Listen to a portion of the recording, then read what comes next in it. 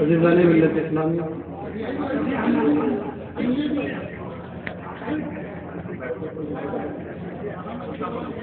مہمانوں کا سلسلہ یہ ہے کیسا بجندر آپ استقبال کریں اور جس مقصد کے تحت اس سیمینار کو منعقد کیا گیا اس مقصد کو ملک ہندوستان میں علماء کی قربانیاں ایک اپنی آپ مثال ہے اور ان کو بھلایا نہیں جا سکتا، اس لیے بلایا ان کو جاتا ہے کہ جن کی کوئی نقوش باقی نہ رہے،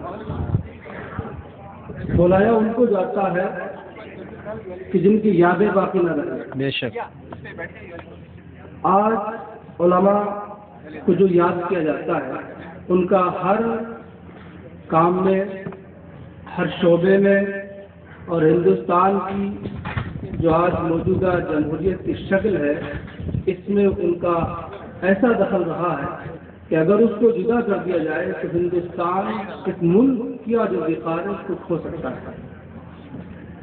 لہذا حضرات، جن حضرات نے اس کا اہتمام کیا ہے میں ان کی حوصلہ افزائی کرتا ہوں اور اپنی چند الفاظ میں گفتگو ختم کرتا ہوں۔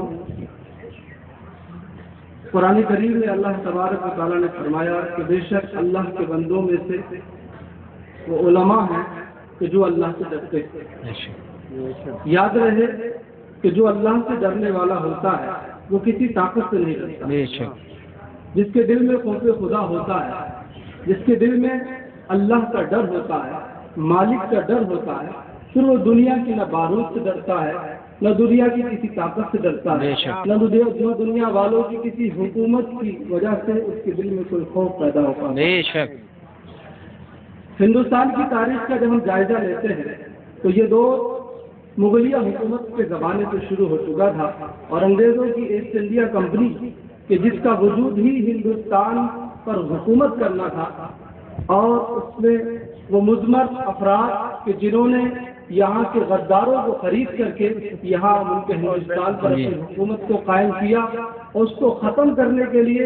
اگر سب سے پہلے اس ملک ہندوستان میں کسی قوم نے، کسی افراد نے اس ملک کی زندگی کو برقرار رکھنے کے لیے اور جو کھویا ہوا عروج تھا اس کو واپس لانے کے لیے اگر تاریخ میں کسی نام کو آپ پائیں گے تو وہ علماء ہیں۔ بے شک سبحان اللہ۔ حضرات آپ پڑھ کے دیکھیں کہ سب سے پہلے حکمرانوں میں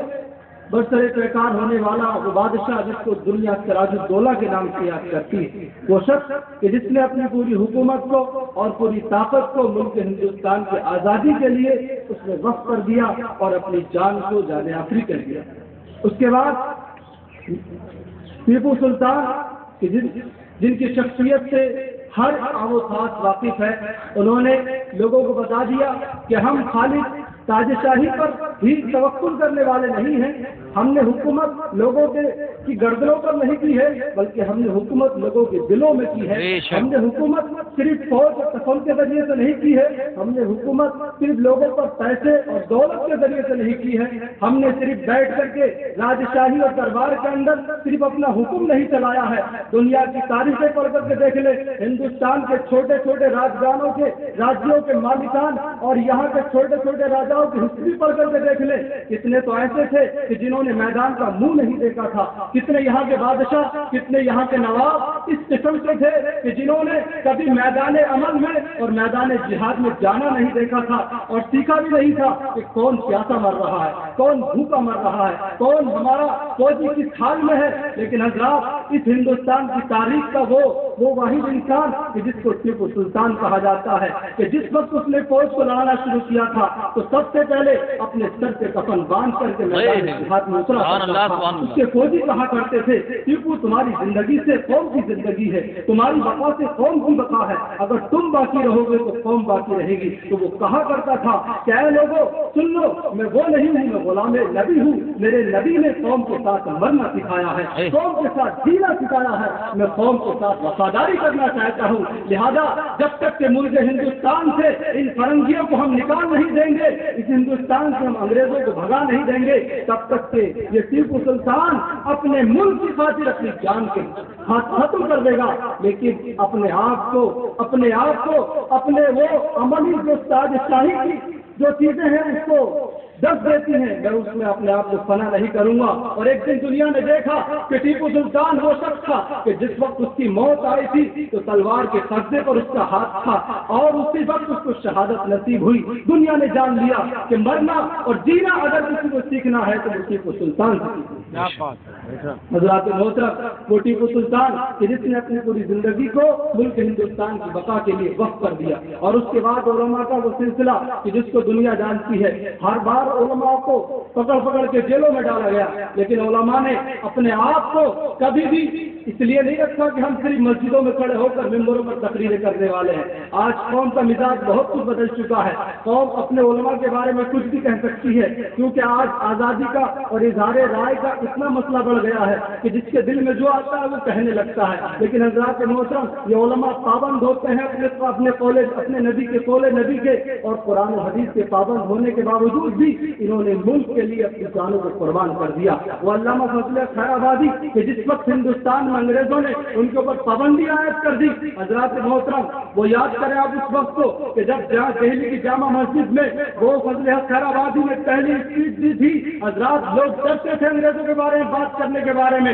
लेकिन मौलाना फजल खैराबादी ने जिस वक्त पहली तकरीर की थी और उस वक्त अपने आप को अपने हवारियों को साथ में लेकर के जिस वक्त वो जामा मस्जिद में पहुंचे थे तो 70,000 वो मुसलमान थे कि जिन्होंने इस मुल्क हिंदुस्तान के लिए अपने सरों से कफन बांध कर मैदान जिहाद में उतारा।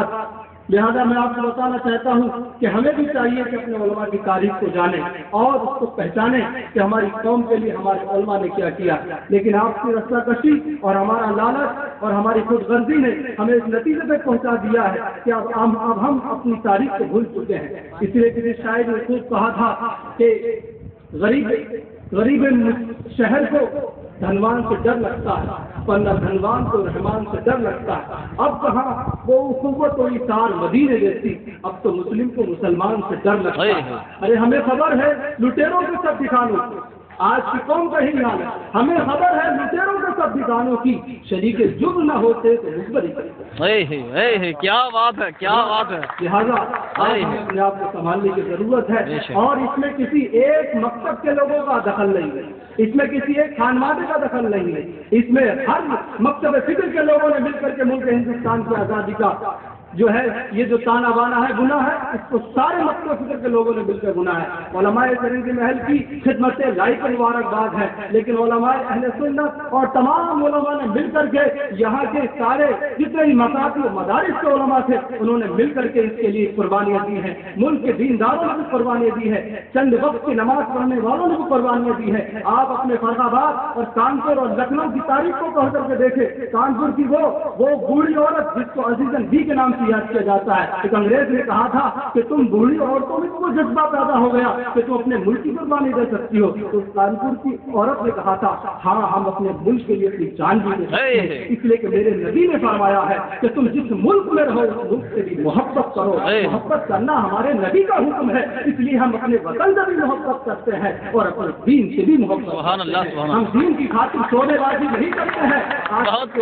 अपने लिए और अपने दीन की सौदेबाजी कर दिया करते हैं। मुसलमान का सेवा ये नहीं है जो सौदेबाजी करता है या जो झूठ से काम लेता है या जो अमानत में खयानत करता है, ये नबी का कौल और फरमान है तो मुसलमान नहीं हो सकता है। मेरे नबी ने मुनाफिक की 3 पहचानें बताई है, उसमें से एक पहचान ये भी है कि जो गद्दारी करे, जो अमानत में खयानत करे वो मुसलमान नहीं हो सकता है। और आखिर में एक हदीस पाक सुना करके जाता हूँ, सुनन अबू दाऊद की हदीस पाक है। अल्लाह के रसूल सल्लल्लाहु अलैहि वसल्लम ने फरमाया है कि ला युमिनु अब्दु कुल्लहु हत्ता यत्रुकल किस्बा फिल मराए वल मिज़ाह इन काना सादिका। हदीस पाक है, अल्लाह के रसूल सल्लल्लाहु अलैहि वसल्लम फरमाते हैं कि तुम में से हरगिज़ कोई मुकम्मल मुसलमान नहीं हो सकता यहाँ तक कि वो अपने मामलात में और मजाक में भी झूठ बोलना न छोड़ दे। इन काना सादिका, अगर से पहले वो सच बोलने वाला ही नहीं था। लिहाजा हमें इन उसूल नबी पर और इन अक़वाल नबी पर अमल करने की जरूरत है। तब हम अपने आप को संभालें और फिर उसके बाद अपने लिए